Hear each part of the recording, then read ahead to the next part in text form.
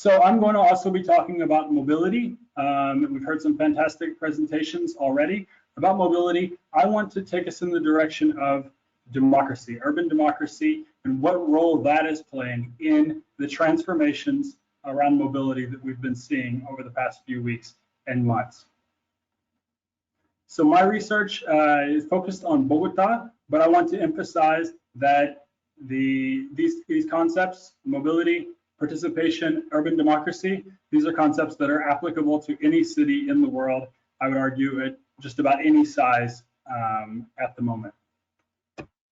So to begin, to make sure that we're all sort of on the same page, I want to explain what I understand by mobility. And here I'm relying on a relatively frequently cited definition by Hannah Scheller from the mobility studies folks. So I understand mobility as a large-scale movement of people, objects, capital, and information around the world, as well as the local processes of daily transportation and movement in everyday life. And I think this everyday life part is what's really important, why mobility is such an interesting place to look at the question of democracy.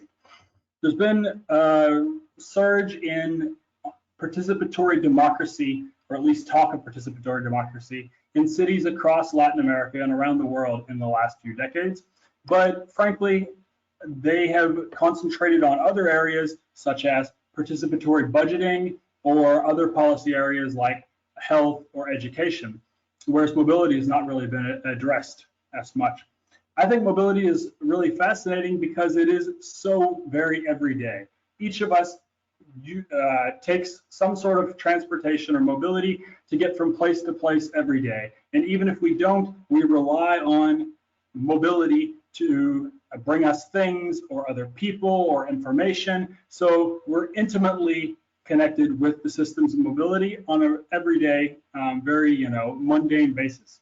This gives everybody at least some experience and expertise that I don't think that we have in other sectors. So if I go and ask the average urban dweller what they think of the municipal budget in the past few years, they may have an opinion or they may not. But I can guarantee you everybody will be able to tell you what traffic is like, or what the bus is like these days, or what's wrong with the metro, or why this project or that project shouldn't happen. It's in our minds, it's in our speech everywhere. We're talking about mobility. So why shouldn't this be an area of real urban democracy? So as we've seen and as we've heard in the last few presentations, the ways that people, objects, things, and ideas move in cities has been radically transformed by this coronavirus pandemic. So here are a few snapshots from Bogota. We see on the left the Transmilenio bus with about 2 out of 3 seats blocked off to passengers to reduce the number of riders at any one time and promote social distancing. Over on the right, we see emergency bike lanes, which were created by the government basically overnight to promote cycling and non-motorized transport during this time. And down at the bottom, from Medellin, we see some new delivery robots that are being pilot tested by the company Rappi to deliver products. They say in order to promote, reduce the risk of coronavirus. Of course, these are probably things that they were developing beforehand anyway. But the point is, the way that things and people are moving in cities is radically transformed. What I want to ask is, who is making these decisions and how are they being made? So a little bit, as we saw in the last presentation, I think we really need to analyze these policies to really ask who has the power and based on what logic. So in this time, we're hearing lots of talk of public health and economics, as if those are the two poles for making decisions during this time. Do we prioritize public health? Do we prioritize the economy? But I want to ask, is there a place for democracy? Is that an important concern right now? Or is that something that just gets passed over? So I'm inspired by Henri Lefebvre, Right to the City folks. And I'm also looking into the literature that has come out in the past, say, 10, 15 years on participatory democracy, particularly in Latin America, from folks like Bayoki and Ganusa. Here we see a definition of participation. So again, I'm really asking who's involved and through what processes are decisions about mobility being made.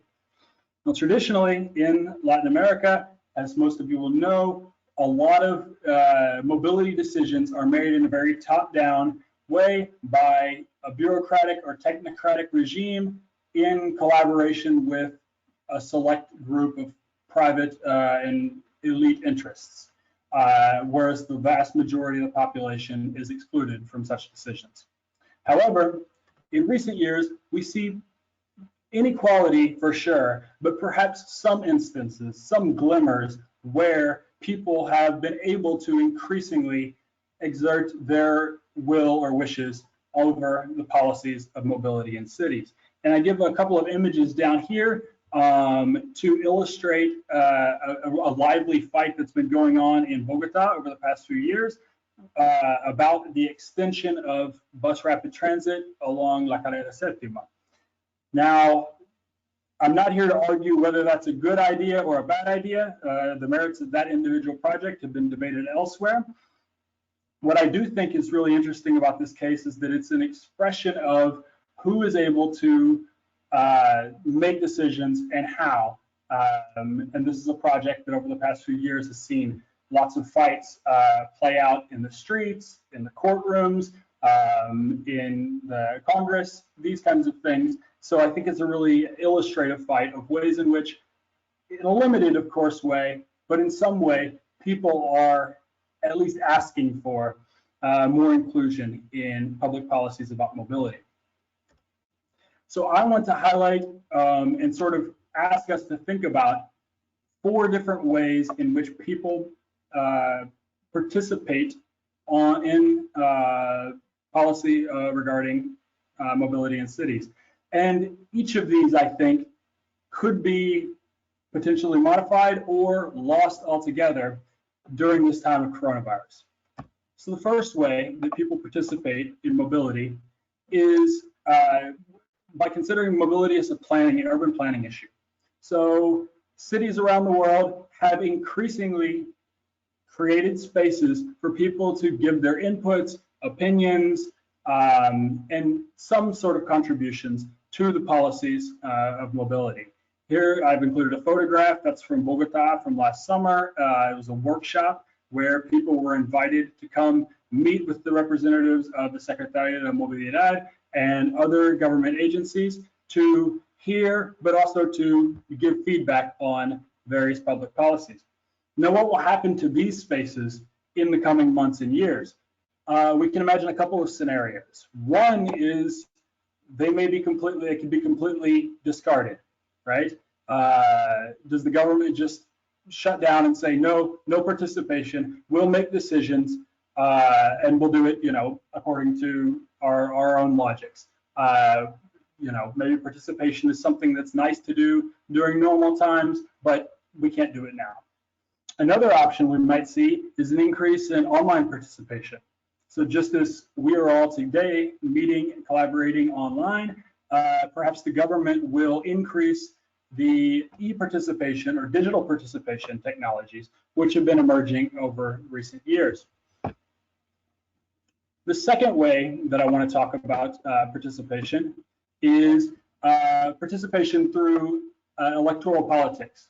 So in a representative democracy, we vote for an elected official and then trust that that elected official is going to act on our behalf according to the promises that they've made us during their campaign, more or less.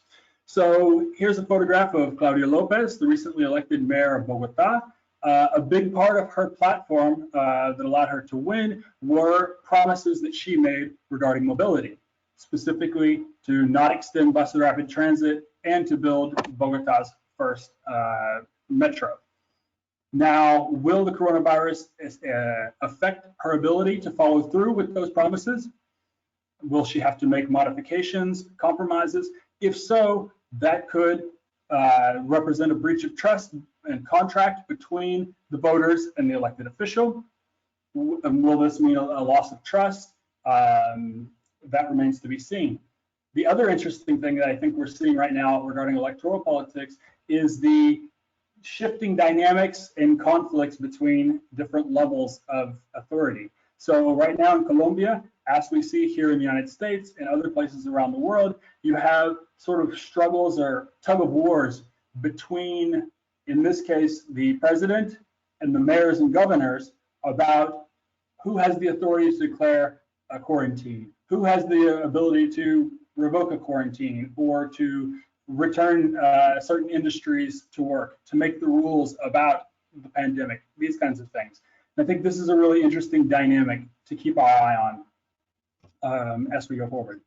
The third way that people participate in mobility is seeing mobility as a target or a site of participation.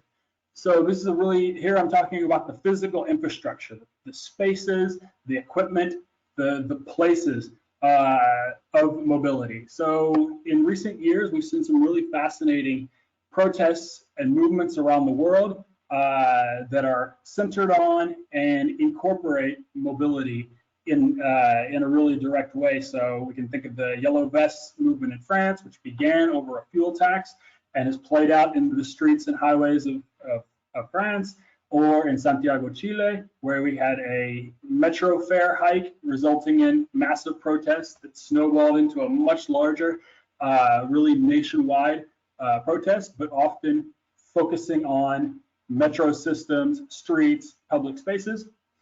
And also in Bogota, in the last few months of 2019, we saw a really impressive movement that came up in Bogota and other cities around Colombia. Here's a photograph from November. We see a young man who's literally suspended on a rope from the Transmilenio station as people below are blocking the street. So these movements have been radically suppressed by the coronavirus. It's very difficult to maintain momentum and enthusiasm and really carry these things forward when people are not able to go outside, not able to organize in large numbers. So what happens to these kinds of movements if we're able to come out of the woods on coronavirus? Do things go back the way they were? Are people out in the streets? Are they organizing in large crowds? Or does this have some sort of a chilling effect in the longer term? And the fourth way that I want to talk about is this everyday. And that's what I was mentioning earlier with folks like Henri Lefebvre. In his words, the everydayness. We all, as I said, are involved and affected by mobility systems. We also collectively create mobility as well by moving from place to place as commuters, as drivers, as passengers, as pedestrians, as bicyclists. We're all contributing to this collective fabric of mobility. Some of us take mobility, use mobility to get from to and from work or pleasure seeking. Other people are much more directly implicated. For instance, we think of transit workers, or here's a photograph. This is a young woman who's one of the informal vendors who sells things in the Transmilenio buses. So thinking about these patterns, how they've been affected, and what will happen to them going forward is another important area of research going forward.